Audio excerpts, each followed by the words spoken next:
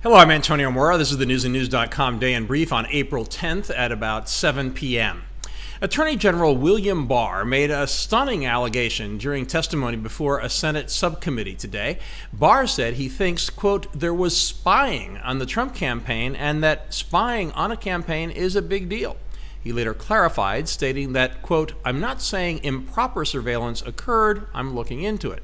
Barr did not provide evidence, but alleged there was probably a failure among the group of leaders in the intelligence community, defending the FBI, but saying he has an obligation to make sure government power was not abused. Democrats screamed bloody murder, accusing Barr of everything from being political to being reckless, irresponsible, and dealing a blow to our democratic institutions, all to please President Trump. Speaker Pelosi claimed Barr had gone off the rails. They argued that Congress had already investigated and hadn't found any improper behavior, launched the Mueller probe. As you'd expect, Republicans disagreed and accused Democrats of hypocrisy, saying they had no problem with investigating Trump, but now slam an investigation of the investigators to determine if the probe's origins were legitimate. Democrats insist there's a difference because there was plenty of evidence that Russians had tried to influence the Trump campaign. Maybe we should just wait and see what evidence Barr has. We have also yet to see the Mueller report. Barr again indicated a redacted version would be public within a week. Trump celebrated the investigation into Democrats and intelligence officials who were involved in the origins of the Mueller probe. He blasted the investigation into his campaign, saying it had started illegally and was an attempted coup against his presidency. He accused what he called dirty cops and bad people of committing treason. Trump flew to San Antonio today, where he painted a stark picture of the crisis at the border. He claimed Texas ranchers fear being killed or having their cars stolen by migrants, asking, who the hell can live like this? He also claimed dangerous people are coming here and the good people are dying. While migration is soaring to levels not seen in many years, federal and state crime data don't support Trump's claims of increased crime. Trump said he was going to have to call up more military and defended his tougher direction on immigration and border policies that have led to upheaval at the Department of Homeland Security. Republicans and Democrats have criticized the increased role in setting those policies of hardline White House aide Stephen Miller. Trump insisted Miller is a wonderful person and a brilliant man, but made it clear he's the one in charge. The White House indicated it intends to appeal a court ruling that would prevent it from sending some Central American asylum seekers to Mexico while they await a decision on their admission to the United States. A district court in San Francisco said sending asylum petitioners to Mexico had no grounding in law and could put the safety of refugees at risk.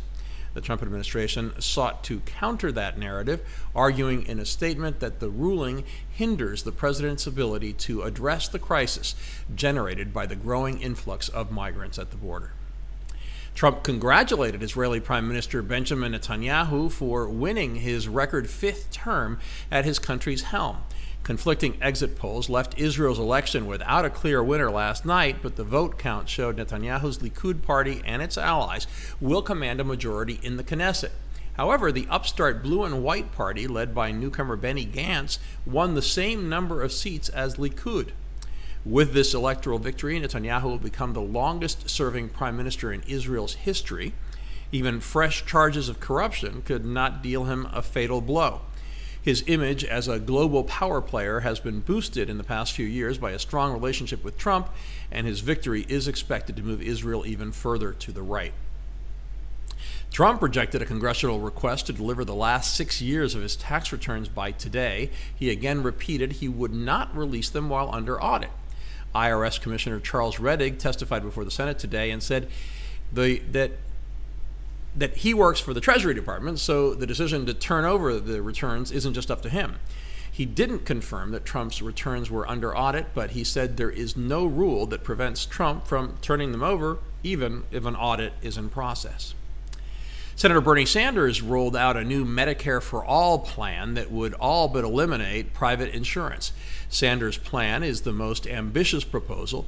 It would turn Medicare into a universal health care program. Other Democratic plans would expand government coverage more slowly and base it on Obamacare. Of course, there's the problem of the price tag, which Sanders did not address. Analysts have estimated it would bust budgets, costing more than $30 trillion over a decade. Senate Majority Leader Mitch McConnell called it full socialism, and Republicans are loving it because they see the plan as a weapon to brandish against Democrats in 2020. For perspective, all revenue for the U.S. government this year is forecast to be less than $3.7 trillion.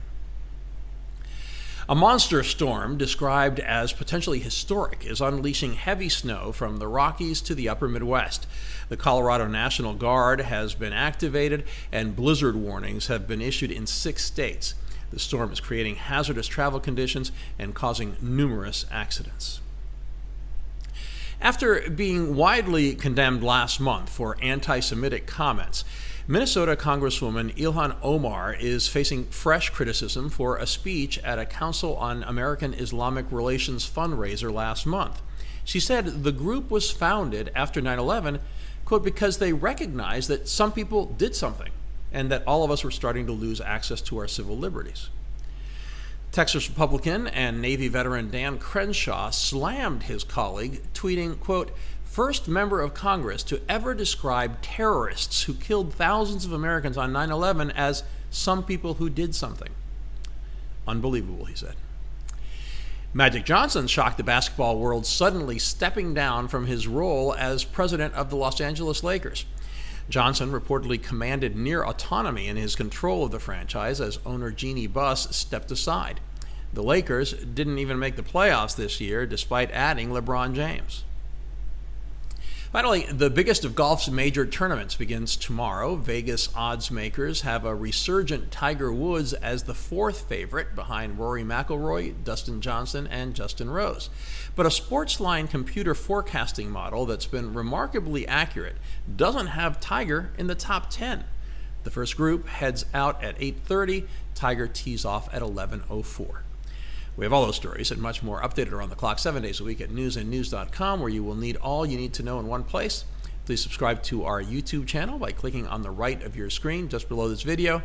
Please follow us on Facebook at Real News and News, and follow me on Twitter at AMoraTV. I'll see you again tomorrow.